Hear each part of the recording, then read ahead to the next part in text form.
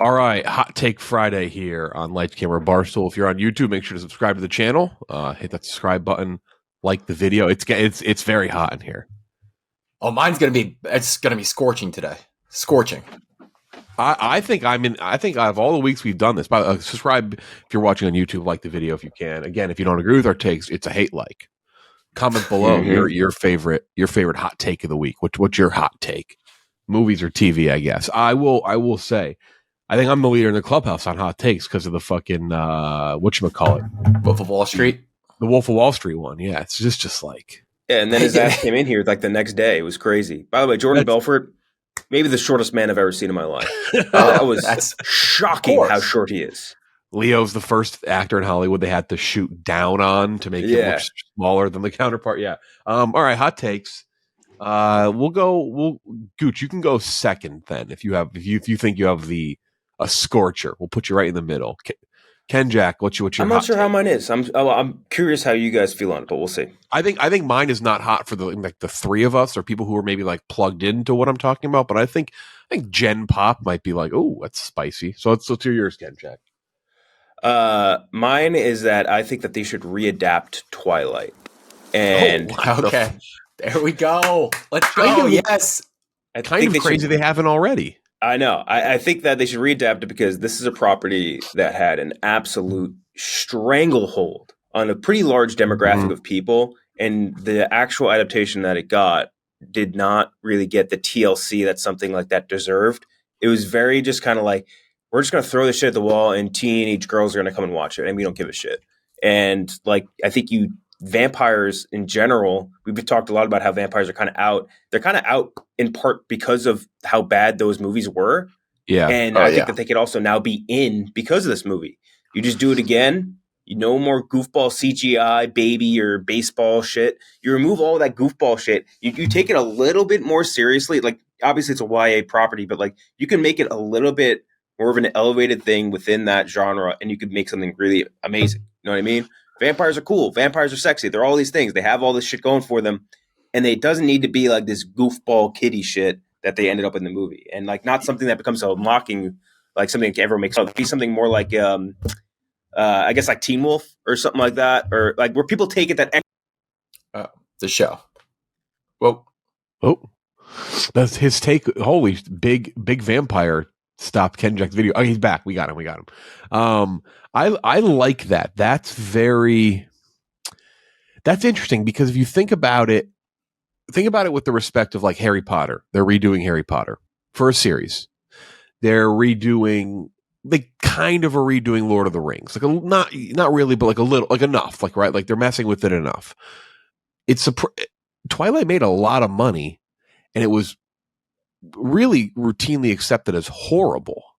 So it's like for them to not even have talked about it yet, it's kind of crazy. You're right. And I remember I was in high school, man. Like that shit was the biggest deal. I remember when Kristen Stewart got caught like smoking weed or something. That's how you know how long ago it was. It was like, oh, Kristen Stewart's smoking weed. I remember people in my house were like, the girls who didn't like, oh, they were going to recast her now. It was like the biggest thing. It was She's a dog. She's a dog. Get rid of her. remember when Donald Trump was commenting on their relationship nonstop? Ken Jack, you're mute. Ken Jack, we have lost your mic. Did either of you all read the books? No, fuck no. Okay. Oh yeah. Who would? Yeah, lame.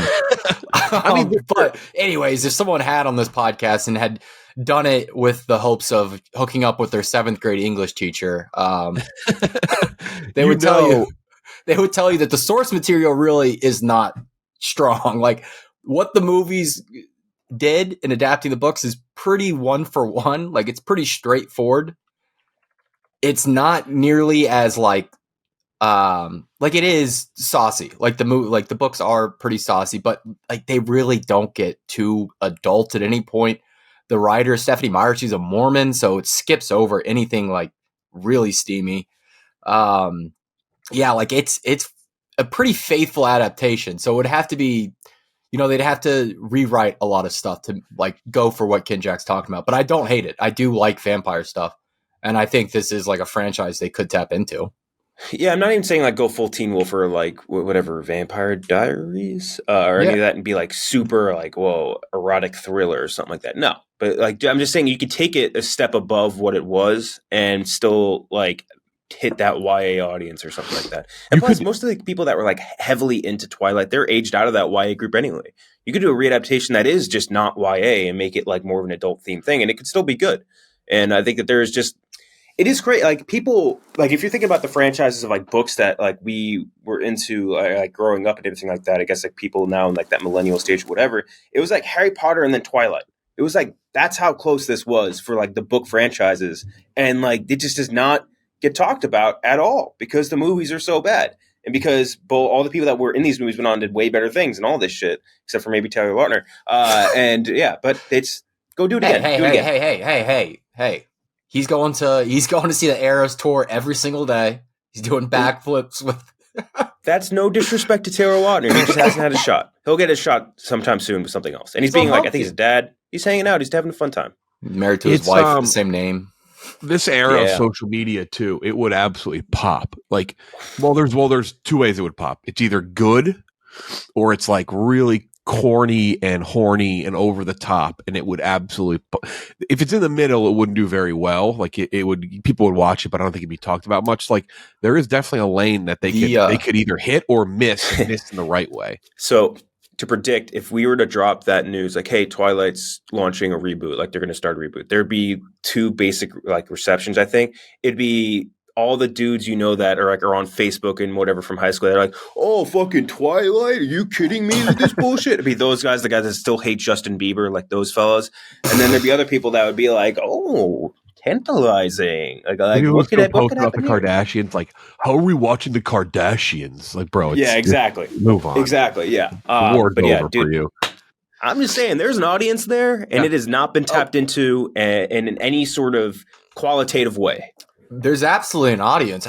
I mean, the Interview with the Vampire series, the reboot of that has been a smash hit. Like people really love that. Vamps.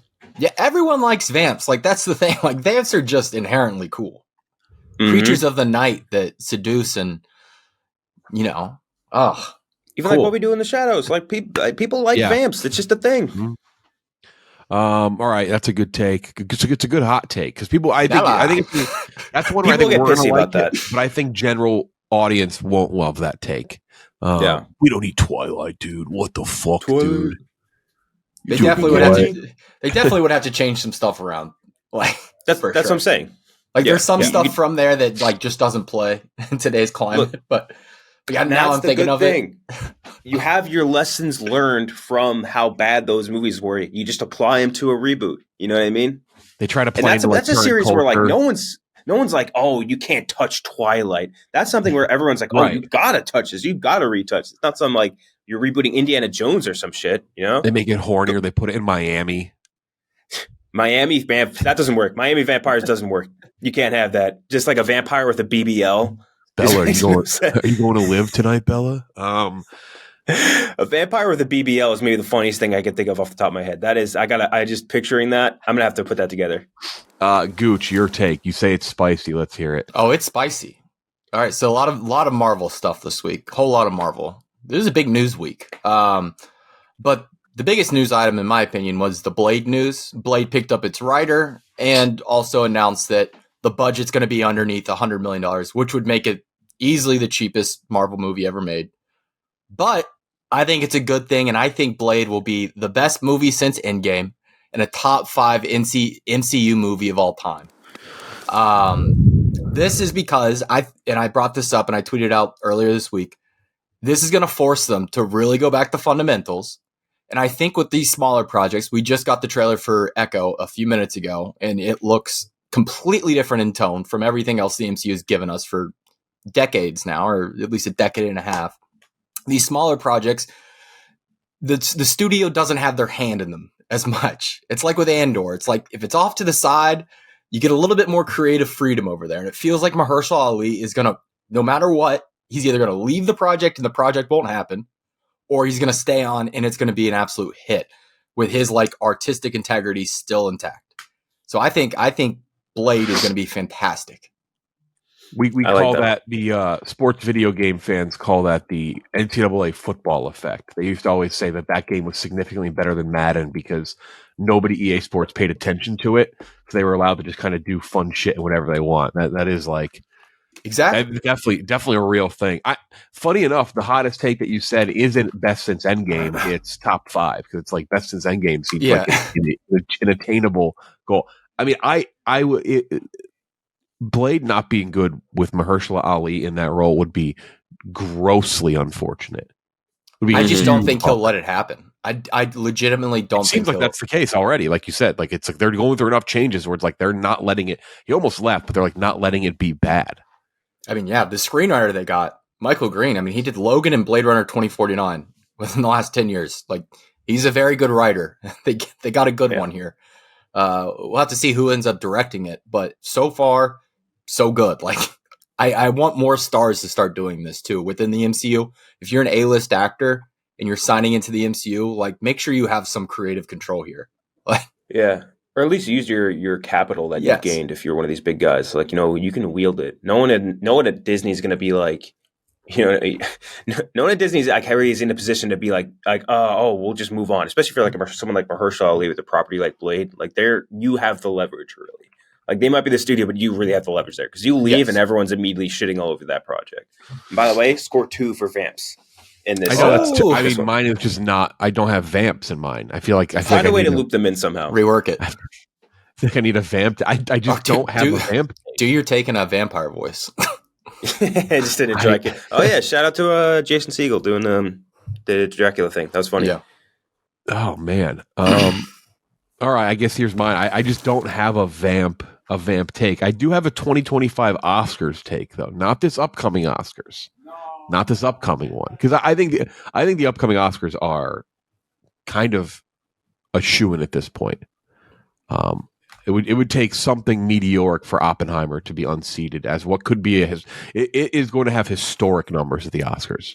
I think nominations and probably wins. I think Poor Things sounds like the only thing that'll has a chance of challenging it, and it doesn't sound like Poor Things has. It won't have the campaign. Yeah, and the funny enough, our coworker and friend Kirk Minahan mentioned about Holdovers. Like, Holdovers has kind of that Green Book feel to it, and like Coda, where it's like a feel good you could have, but it's the same studio as Oppenheimer. They're never going to campaign against themselves. It's never going to happen. Anyway, 2025. I've said this before. It's not a crazy hot take, but I'm struggling for one today. I think looking at what's coming out, and there's some stuff. There's like Gladiator, maybe Avatar. We'll see. I'm going to hammer. By the way, you want to talk about another Oscars with a lot of money makers potentially up for Best Picture again? The next Oscars, Avatar, the Gladiator movie, could be some other things in there. But I think Dune 2, now that's coming out next year, I think Dune 2 is going to win Best Picture next year. I think it had no shot this year. I think Dune 2 is going to come home with Best Picture at the Oscars. It's going to give it its, I guess, Peter Jackson Lord of the Rings moment a little bit, even though first one obviously didn't do as well as the Lord of the Rings, but to be the same thing where Dune won everything at the Oscars and to all the technical stuff. Like, it was Dune. And you're like, oh fuck, is Dune going to like maybe win something big here? It obviously didn't in the end, but I think Dune 2 wins Best Picture next year. I think you're going to see a lot of big Joker. You're going to see a lot of big budget movies that make a lot of money up for Best Picture. It's going to be a very interesting Best Picture race in 2025. But I think Denis Villeneuve due for a Best Picture win there. I don't hate it. I'm rooting for it. That's for sure. But when was the last time a straight sci-fi, like a pure sci-fi won Best Picture? I mean, pure Best Picture sci-fi. I mean, the closest thing to it obviously would be Lord of the Rings in terms of fantasy, sci-fi, like adventure, like something very different. Fuck. And it's a great genre, so I'm shocked there hasn't been more of them, but it doesn't feel like the voters go that way. Yeah, but I will say he seems to be liked. There's a lot of people in it. There's a lot of well-liked people in it. Did 2001: A Space Odyssey win Best Picture? No. I don't know if it did. I don't even think it got nominated. Is Batman Part 2 still coming out next year? Who? Or is that no? It's 2 years from now. Never mind. The Batman Part 2, 2025. I think. No. I could be wrong. Yeah, I think that one's then. So there's going to be a lot of big budget ones. I will say maybe that's the even better take. Is I think you might see a $1 billion movie in back-to-back years, and that's me rounding up Oppenheimer. I do think, it wasn't that much Best Picture. I do think Oppenheimer hits $1 billion. You may see back-to-back years $1 billion movie winning Best Picture, or something like at least above like 700 million, which is obviously crazy because in recent years that's not been the case at all. It's that common like, X movie that won Best Picture. No one's seen that. So I do think that's going to change in the coming future. So that's my take there. Crazy Mickey seal 17. potentially though. Mickey 17. Which I movie? forgot next year too. Mickey 17, the Bong Joon-ho one. Forgot about that. That's right. I forgot he has another one coming out, which I think that'll do pretty well. I expect that to do pretty well at the box office too, though. There's enough Bong Joon-ho like hype, and Parasite did well enough where if it's good, it's going to be. This year is going to get hyped obviously quite a bit because of box office with Barbie, with Oppenheimer. You're going to have all that talk, but next year it's going to be crazy. You're going to get like I think a heap load of Best Picture nominations that are making a lot of money at the box office, which has not been the case lately. So Zendaya threesome movie I forgot is coming out next year. Craven the Hunter. Furiosa. Yeah, Craven. I mean, you want to talk about sci-fi, pure sci-fi, basically, that got some good nominations. Furiosa comes out next year. I guess that makes sense. They filmed it like 2 years ago. They said the first look's coming out soon. Yeah. That's interesting too. Think so that's another one you're right. That's another one that's the case that if it's good, sci-fi Best Picture nominations included Star Wars, E.T., Avatar, District 9. Avatar was close. Inception was probably closer than we realized. Gravity was definitely close. Probably wasn't that close. Mad Max won everything but Best Picture, it felt like. Mad Max was very similar to Dune. The Martian didn't win, but won Globe. Arrival. And then Dune. Despicable Me 4 next year, too. Damn, there's a lot of competition. If he steals the moon again, that's sci-fi. Exactly. Venom 3, damn, there's a lot of competition. Oh, the Twisters movie. I forgot about that. I forgot they were doing that. Hell yeah. Twisters, Captain America, whatever, Brave New World. New World Order, right? Brave New World. Borderlands, the Alien movie, which I need to see a good Alien movie to get to believe it, at this point. Yeah. Well, the movie that's going to win is going to be like Jimmy Burpo, some indie movie that nobody heard of that comes out that everyone loves. Some crazy performance from a guy they found off the street. Yeah, that's exactly now. Yeah. There we go. There are takes. A lot of vamps. People who are vampire fans are fired up after listening. They're like, "Fuck yeah, more vamps, baby!" Thralls like vampire. And a reminder, fans. if you do want very horny Twilight, just go watch the 50 Shades movies because that's just what those are. So basically, it was fan fiction, right? Wasn't that the whole thing? Yeah. Yeah. Mm-hmm. Twilight fan fiction. Just put them in an office and Suzanne Collins, right? Or no, that's Hunger Games. No, Suzanne Collins. Yeah, Suzanne Collins is Hunger Games. Yeah. No, HL something is right. R.L. Stein. No, it's a double. It's a pseudonym. It's R.L. Stein writing. I think it's 2 letters in a name. E.L. James. R.L. Stein writing a 50 Shades movie. He put his spooky cock inside of her haunted vagina. An R.L. Stein 50 sex novel. Oh fuck! I gotta do that too. Yeah, that's it for Hot Takes of the Week. Hot Take Friday. If you got hot takes, drop them below. Let us know. Subscribe to the channel if you're watching on YouTube. That's it. For Ken, Jack, and Gooch, I'm Jeff D. Lowe. We'll talk to you next time.